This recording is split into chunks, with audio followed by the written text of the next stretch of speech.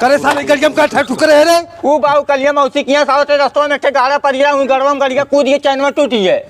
चैनवा टूटी है? हाँ। करे साले हमें डीजल लाने जाए कैसे जा बाब हम गुटका जी सब ले जाए बलमा भाई के चल साले बलमा लो चल बटवा बनवाओ तईने कमा के चल। मेरी जिंदगी के मालिक। ए भैया मिस्त्री। हाँ जा यार हमारा लड़का सरो पहाड़े पर से गड़िया कूदा के चलो तोड़ दे बार। पहाड़े पर से कुदा दे गड़िया भैया एकरे जैसन जकरे सारे दू लड़का रही है ओकरे दिन छतो आग लग जाई घरे में। अरे मिस्त्री चैनवा टूटा तीन जलवा का खोलत है तू? चाचा मिस्त्री तू आया कि हम भाई? अगर आप सरऊ गाड़ी छू दे ना मार खात गोड़ तोड़ जाए तोहार हम। ले चाचा तुम्हारी गाड़ी बनी है।